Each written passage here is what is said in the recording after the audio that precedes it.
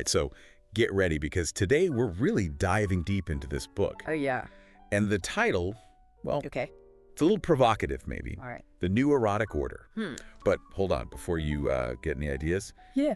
Italian philosopher Diego Fusaro. Right. He's not talking about what you might think. Not exactly. Oh, I see. I see. This is much deeper. Okay. It's about, well, Yeah. love, family, capitalism, all that in the 21st century. It's fascinating, because Fusaro, he's not just watching this clash happen. Right. He thinks modern capitalism, Yeah, it's reshaping the very core of how we relate to each other intimately. exactly. And that's what makes this whole deep dive so interesting, right?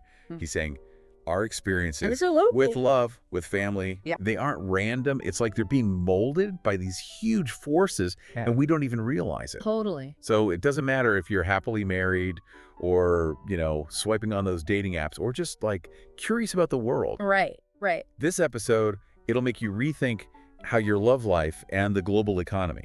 They're linked. Yeah. One thing that really got me was when he used the phrase turbo-capitalistic love. Turbo-capitalistic love. Yeah, it's like jarring. Yeah, a little bit. At first, you almost laugh. I can see that. But it gets to the core of his argument, Okay, so unpack that for us. What does that even mean? Basically, he's saying love, which we think of as like pure selfless. Yeah. It's being treated more and more like a commodity.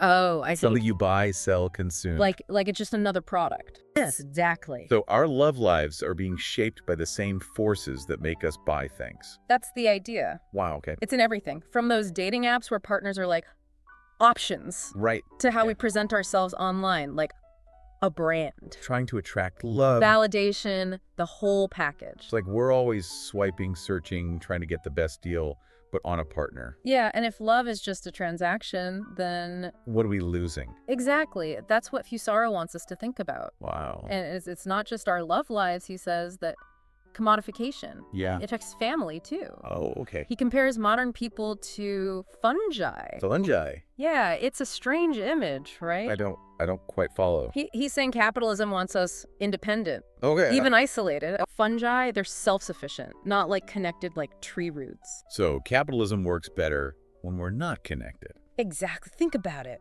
Jobs are less stable, the gig economy. Right. Individuals have to take care of themselves financially. Yeah. Parents work more, traditional family.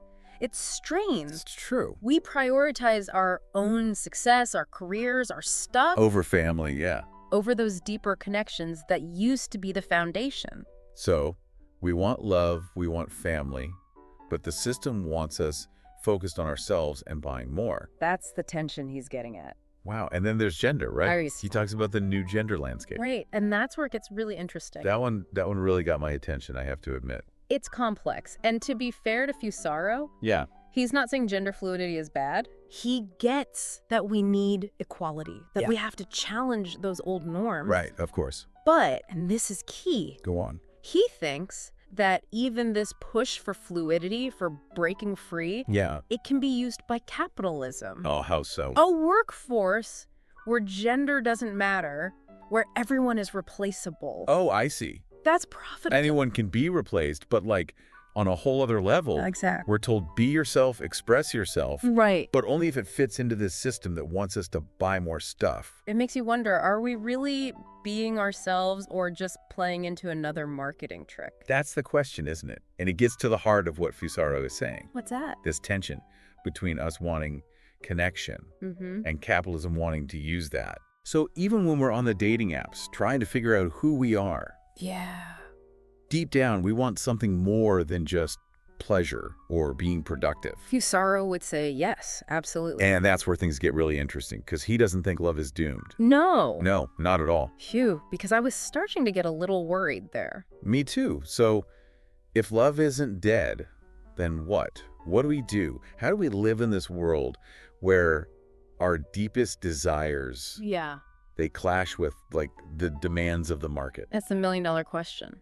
Okay, so love isn't dead. Not according to Fusaro, no. That's good, because for a minute there, Yeah, it can get a little bleak. I felt like, are we doomed? Is that it? He offers some hope, definitely, but it's not like, here's the answer, do this and you'll be fine. Right, right. It's more complicated than that. Yeah, it's about changing how we see things, how we resist, Resist this new erotic order, but how? Where do we even start? If everything's telling us love is a transaction. It's tough. It really is, but Fusaro, he talks about duration. Duration? Remember he talked about, like, hookups. Fleeting, yeah. And love as commitment, something that lasts. Right, forever, that whole idea, which seems, I don't know, old-fashioned now. It's not about going backward. It's about, like, a mindset shift. Nice. Valuing patience, putting in the effort, wanting something more than just... Instant gratification. Exactly. So pushing back against that I want it now attitude we have about everything. Exactly, because that's the consumerist culture, right? Makes sense. We're told happiness is buying things, getting validation, not from actual connection. Which takes time. Yeah. Right, it's like we're all on this treadmill. Always running.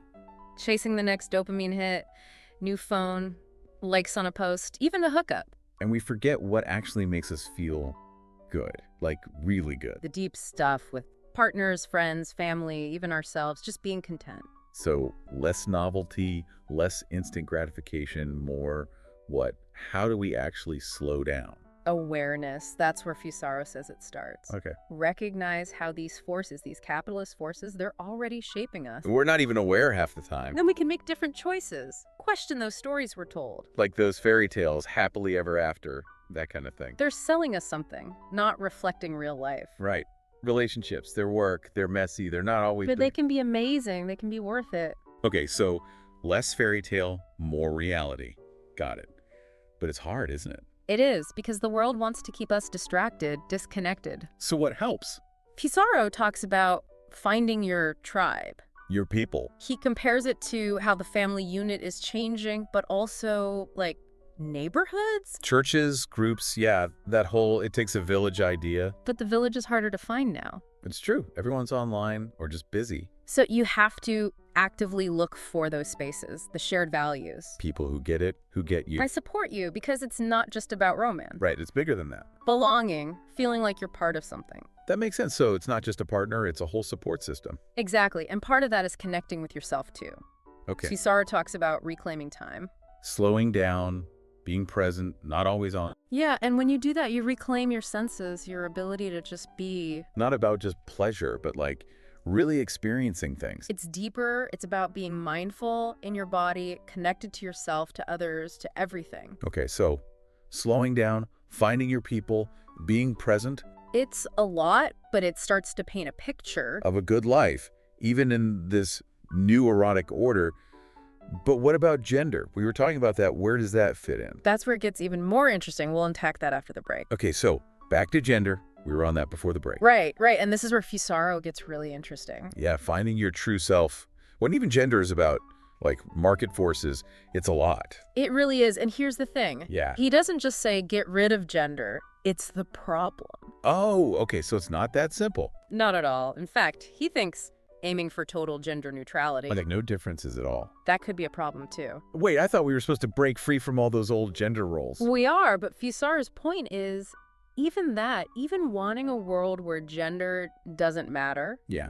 capitalism can use that. Oh, how so? Think about it. They want us to be individuals, express ourselves. Right, be unique, but also buy our unique things. Exactly, but they also want workers who are all the same, adaptable, replaceable. So we're special, but also not.